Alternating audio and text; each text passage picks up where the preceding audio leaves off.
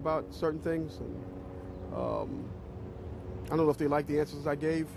I could care less. I gave my account of it, the truth, and that was it. That day I'll never forget. And the explanations that were given to me is totally unacceptable. Totally unacceptable. I'm just confused about one thing, and one thing only.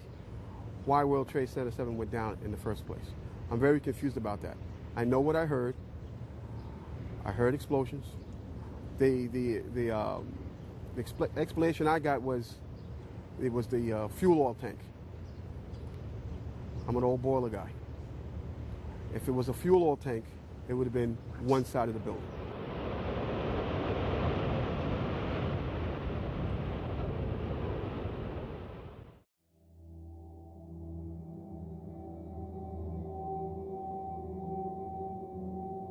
After 9/11, a climate of fear was created in order to shut down any opposition to the Bush administration's new agenda. A week after 9/11, anthrax began appearing in the mail. The letters were made to look as though they were the work of Muslim extremists, claiming "Death to America" and "Allah is great." Now, if you remember, these anthrax letters, they were written to appear to be from semi-literate Muslims, very crude handwriting, all of this, all of that.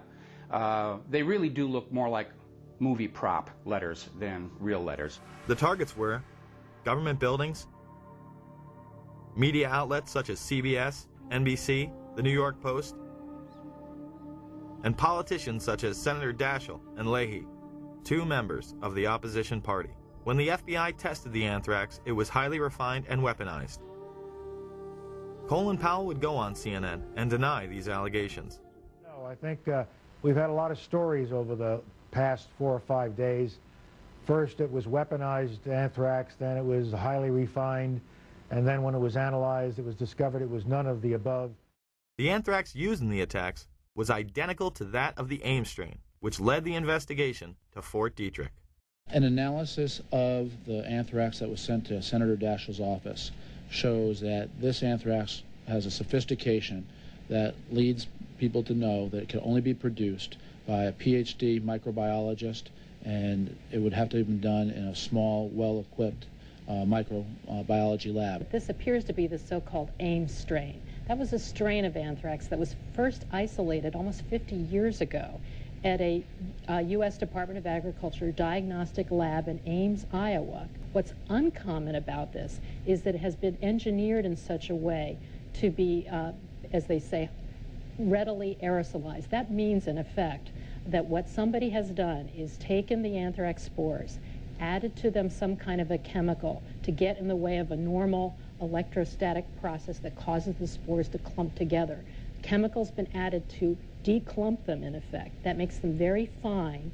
They are able then to be dispersed very readily into the air. The Washington Post would report, genetic fingerprinting studies indicate that the anthrax spores mailed to Capitol Hill are identical to stocks of the deadly bacteria maintained by the U.S. Army since 1980. Those labs can trace back their samples to a single military source, the U.S. Army Medical Research Institute of Infectious Diseases at Fort Detrick, Maryland. It's been made quite clear that Al-Qaeda wasn't behind this. It is a specialized biological weapon only produced by our military in one facility.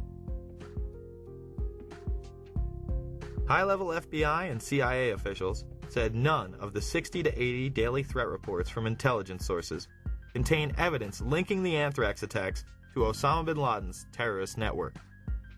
This did not stop the mainstream press from trying to blame Al-Qaeda. As investigators race to find answers to the recent wave of anthrax terror, we'll look at what investigators are targeting now.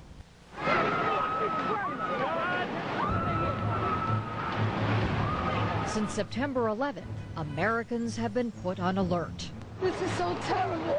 Investigators are trying to ward off more attacks by dissecting the terrorist plan for September 11th, looking for patterns, methods, associates that could reveal what else terrorists had in mind. It was not something smuggled in from Iraq. It was not something smuggled in from any Middle Eastern country. It was U.S. government ultrafine granulated weaponized anthrax spores. There was another story that the media absolutely would not touch, the story of Dr. Philip Zach. And it goes back to the U.S. government lab where the anthrax was stored. It was reported that official U.S. government documents in the anthrax investigation showed that Dr. Zach had entered the laboratory where the anthrax used in the letters was kept without proper authorization after having lost his job. Somehow the Bush administration would have the foresight to be on Cipro 6 weeks prior to the attacks. How convenient. An attack traced back to U.S. government facilities, and the president and his staff happen to be taking the antidote before it's even in the mail. Judicial Watch would file suit against the administration for its actions. Well, this is another good example of how certain people consider themselves to be above the rest of us. On September 11th, I think it'll come as a shock to a lot of people, but it's been reported by the New York Times and other major news organizations and confirmed by the White House. The President's office and Vice President's office went on Cipro, the antibiotic that was used to combat anthrax. The White House went on Cipro. It must have known that either an attack was underway or was imminent. It shows you that some people in this country are less than equal and are not treated like the political elites.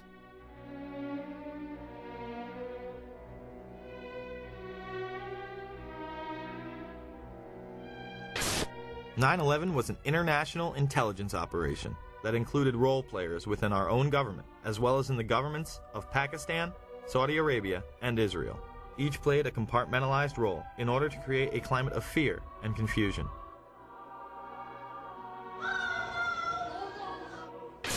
This, combined with the evacuation of government offices, kept any type of dissent off the radar.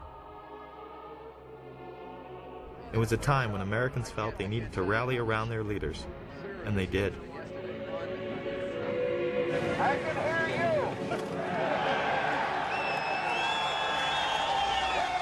And the people who knock these buildings down will hear all of us soon. God bless America! USA! USA! USA! The power structure used that unity to pass nightmarish legislation, beginning with the Patriot Act, which was written before 9/11.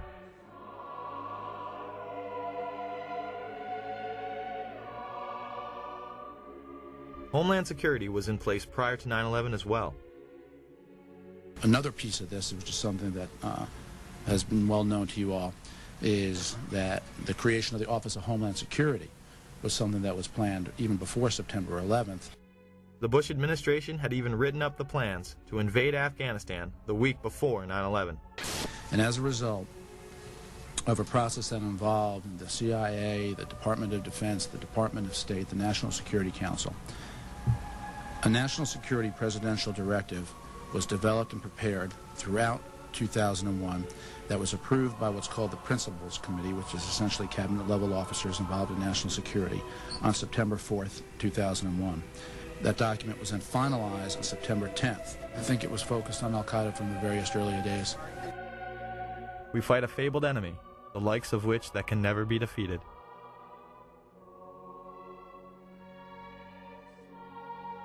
The terrorists attacked us and killed 3,000 of our citizens before we started the freedom agenda in the Middle East. They were...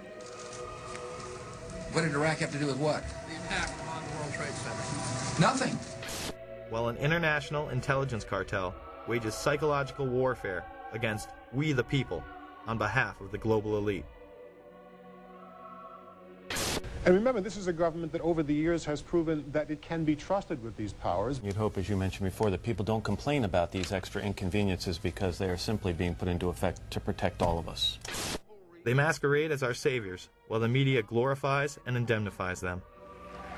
Either you are with us, or you are with the terrorists.